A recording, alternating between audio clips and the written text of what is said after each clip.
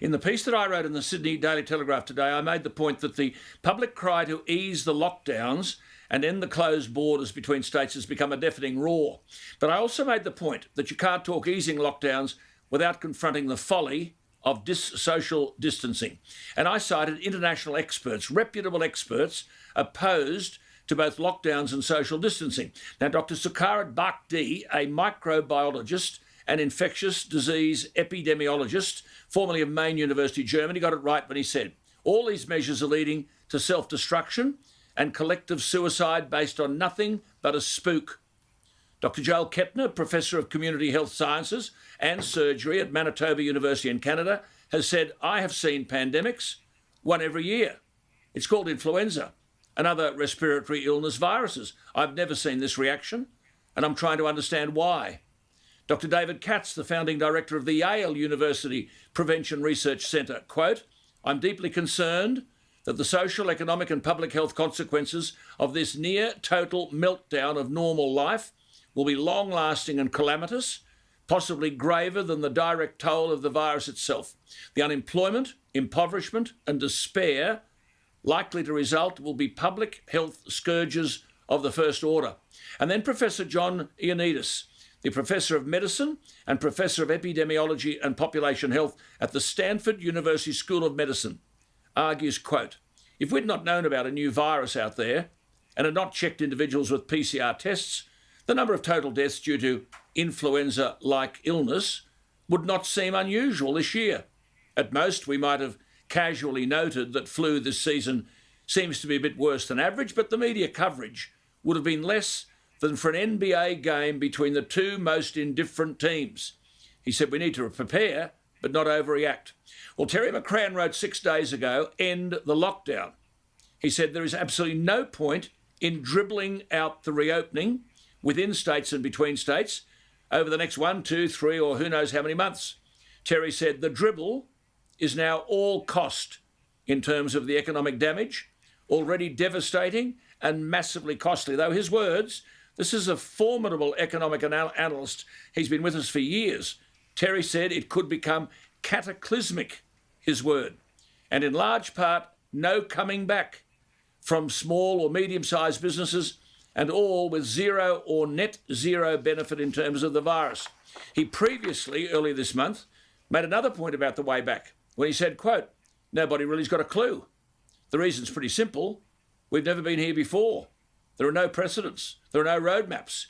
He said the most important antivirus policy decision was the one to stop the planes flying, especially planes from China.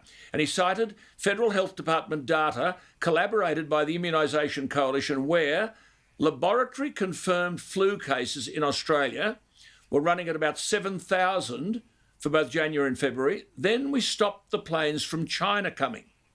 And the figures dropped to 6,000 in March, by which times the planes had stopped. And then in April, 262. As Terry McCrann wrote, those who've prosecuted the community-wide lockdown will argue the lockdowns have stopped the transmission. But the fall in flu numbers started in March, when they're normally rising. He said the dramatic drop suggests that we simply stopped importing the flu from where it was rampaging. So the lockdown may not even be a factor. As Terry McCrann wrote, the very low rate of infections and deaths were in part because we're in summer and the prompt action to stop importing the virus. Now, of course, this is confirmed. Spain has one of Europe's strictest lockdowns. Tourism there's 12% of GDP. The economy's smashed, but they've had 615 deaths per million people. Italy, totally in lockdown. 544 deaths per million people. The UK, they've gone mad with the lockdown. They tried to sack the architect of Boris Johnson's election, Dominic Cummings, because he breached the lockdown rules. 542 deaths per million. Now, Terry McCrann's point is, the lockdowns may not have been the issue here. First, it was summer, and secondly, we stopped importing the virus because Sweden, which has adopted more of the herd immunity, deal with the vulnerable, the elderly, practice appropriate hygiene, but get on with life, not open slather. Only 1% of all cases are serious.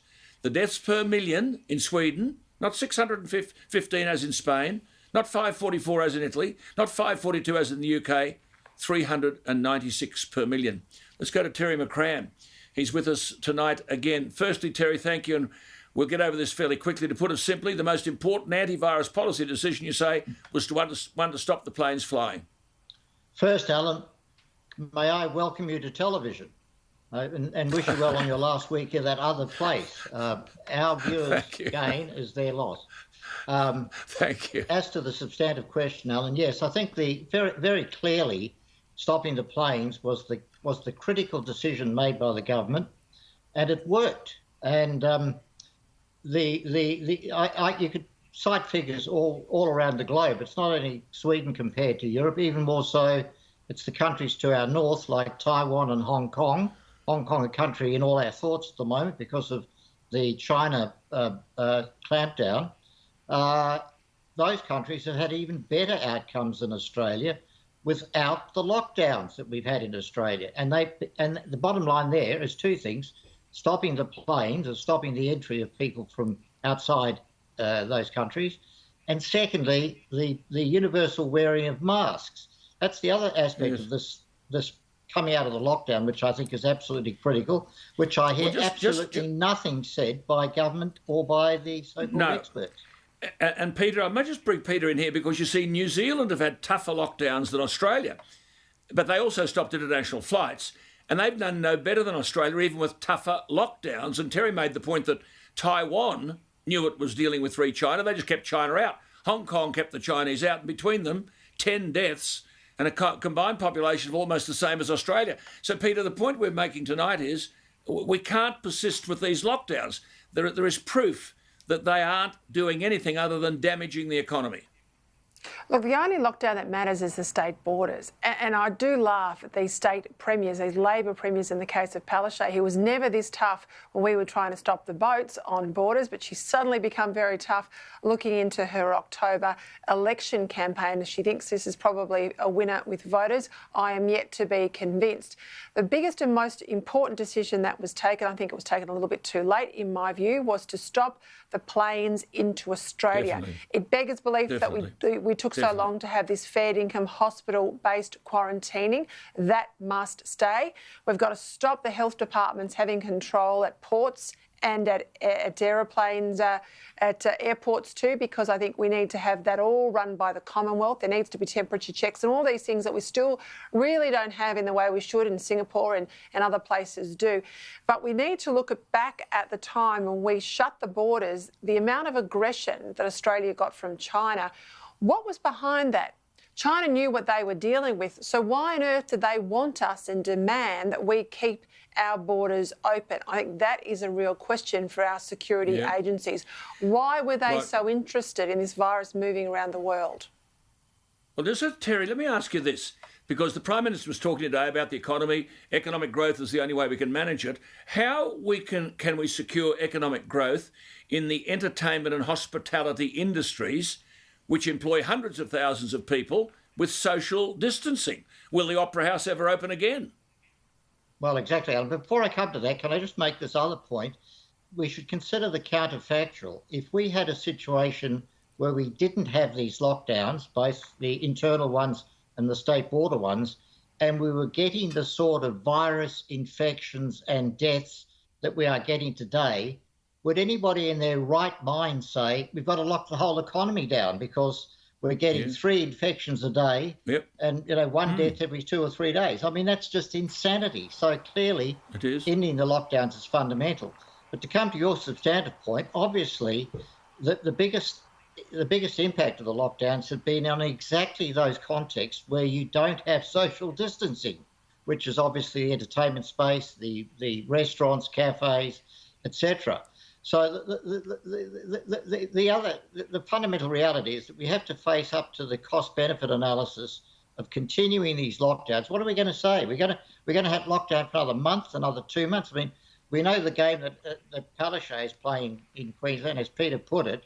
She really wants to keep the lockdowns in place pretty much all the way up to the election. She's petrified of having any sort of a second wave, even such a tiny trickle, a ripple. What impact that would have politically. I mean, fundamentally, you've got Palaszczuk playing politics ahead of both the best interests of the Queensland and the best interests of the lives of Queenslanders. And I think that applies. And then the other thing, across the country. Yeah. Terry, the other thing is, and Peter, you've got now, goodness knows what percentage of the workforce, it could be anything up to 70% on welfare. Now, how much longer can we expect 28% who work support 70% who aren't? Who's going to address that issue? Come on, Alan. You know that we just had a $60 billion saving the other day. I mean, why can't we just use that saving? Well, that is tongue-in-cheek. That is tongue-in-cheek. I can see the tongue-in-cheek, Peter. I have to underscore that I'm just speaking like every other idiot commentator who somehow thinks that that's money and not borrowings. I know. That's debt. Terry, answer the question. How do we wind this back? Well, the broader question, Alan, is that we don't know what sort of world we're going to emerge into, quite apart from the reality of what the economy in Australia will be like. What will be the global economy that we will be emerging into? It'll be an economy that's been printing money.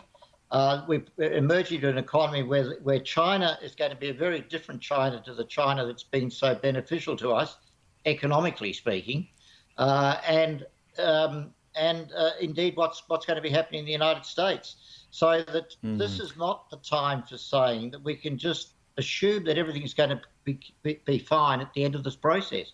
We need to think differently about the sorts of relationships we have globally, the sort of relationships we have multilaterally, and exactly what are going to be the dynamics that drive the economy forward in future. Absolutely.